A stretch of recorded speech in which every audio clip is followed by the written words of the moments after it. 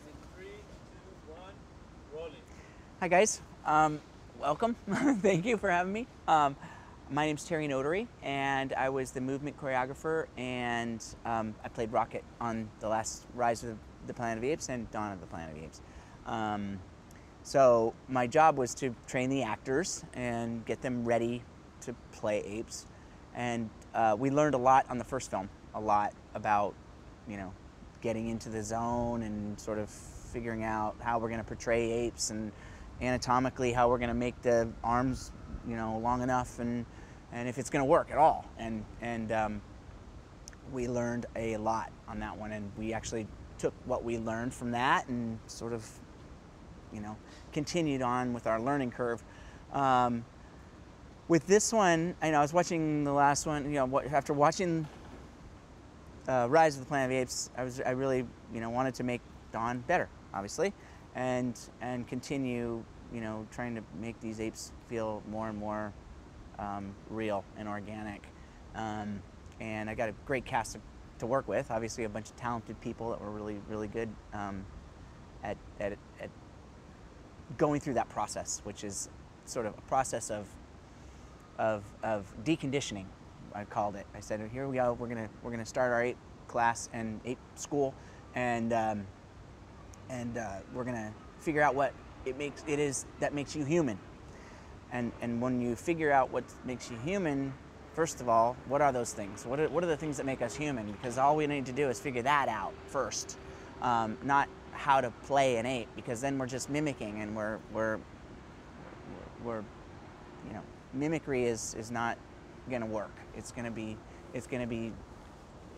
look like guys in suits, which there were a few guys like that in the last one, and it really bugs me. And I was like, what is it? What do we need to do? So I really wanted to take the time on this one that we needed in order to create a foundation that each of the actors had, where they came to terms with what made them human, which is the noise in the brain, the cerebrally driven personas that we have as humans, all of the social conditioning. What are those things that have made us who we are, that give us that sense of identity and that sense of self as a human? What is that?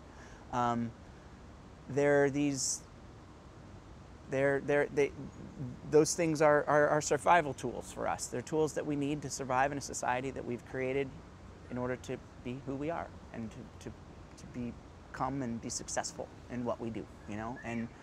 And if you take all that away, what do we have? You know, we just have the essence of this ape. We're just apes. We're so close to being apes that when you quiet your mind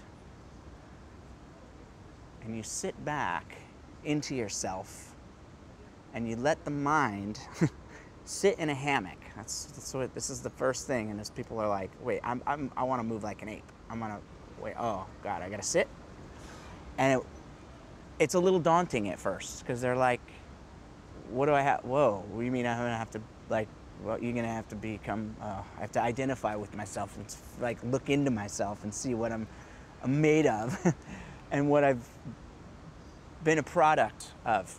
You know, we're all products of our upbringing and our social conditions. So my job was to witness that in them and to show them what that is. And once they found that they could just quiet and open up and deepen their presence by sitting into themselves, I call it dropping in, your instincts come back. Your instincts come alive. You start to see better. You start to see clearer. You have a soft focus with your eyes. You see the whole room all at once. You start to hear more, and the chatter, all the noise, you realize how unnecessary it is, and how it's just products of fear or past traumas or whatever it is that kind of comes back to us and always sort of revisits in order to sort of put ourselves in check. The mind wants to be in charge, wants to know how you relate to that thing and how that makes you separate, so that you can identify with things and categorize them and understand them and go on and know exactly what's happening, right? Well, the mind, when you let it go, it freaks out. It's like a muscle that's been you know, like this. You know, you need to like allow it to soften, and it's scary for some actors, and it's scary for everybody, really, until you realize that you can just allow it to happen, and just allow it to be, and you deepen, and you deepen, and you just, and that's what the foundation of the ape was on that I wanted to make on this film. And I think it worked on a lot of the characters, was just them allowing themselves to just be in a deeper state, a deeper sense of presence that gave them a rooted, grounded, connected foundation. And you're starting from a blank slate so that you're not bringing in baggage or stuff as a human.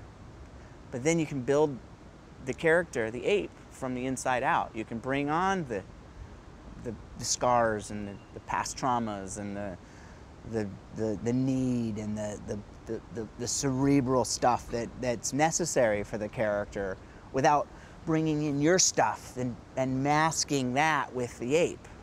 So it was sort of this inside out, sort of outside in and then inside out process, where you start from the outside looking at you and what you do, and figure out your habits, tricks, fears, and social persona. And then my job was to just witness that and to point those things out and to just so that the actor could come to terms and recognize those things. And then you start from a blank slate, because then you can just undo all that stuff. You go, wow, there's a lot of unnecessary bullshit that that I carry, and we all do. Simplify, neutral, body, boom, there's your foundation for the ape. Build it from there. And so that was the process in a nutshell. Once they get the first step, which is the biggest one, that foundation, then we can start playing as apes. Then we start dressing. You know, it's like building a house. You got to have the foundation, then you build the rooms, and then you can start to decorate.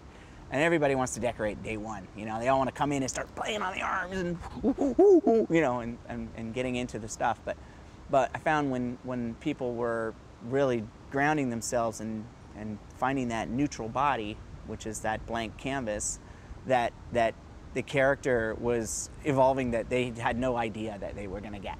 It was coming naturally, and it was something that they would saying as an actor, that was saying, coming out of them. It was a voice that was coming out, and it wasn't something that they thought they needed to do. Everybody's like, shit, I hope I can do this, man. I don't know if I can play an ape, you know, I got to do something special, you know. But it was like, no. So everything that was coming out of those characters was something that was organically coming out of them. And it was just, again, my job was to just recognize that stuff and to guide that stuff out and just go, hey, that's great. Let's use that. Let's use that, what you just did. Really? Oh, okay. Yeah, that's what your character's saying to do, you know? And it was like, oh, you're not playing anything, you're just being, and you're actually creating the character from what's really there. So it was a fun process like that, and all the actors had a very fun time learning about their habits, and you know, it's funny. It's kind of funny what we carry with us. It is, when you look at it, it's like, God, I do that every time. It's like I'm all in my hands and my neck, you know.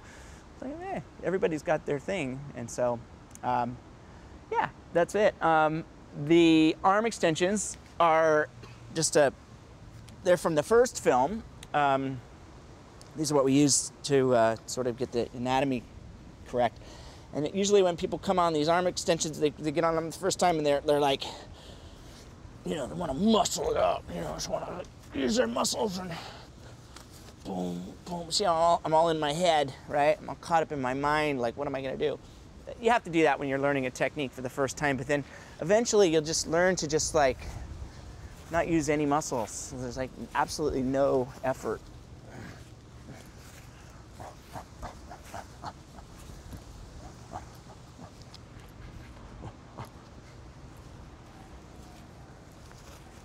And you can just really find a nice economy.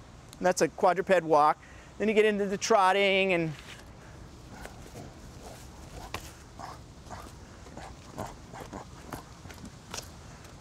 get into quadrupeding.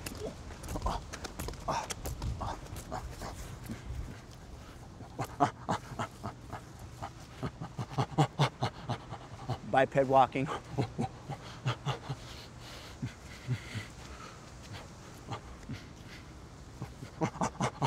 And then the voice, would find the voice naturally, you know, they start to just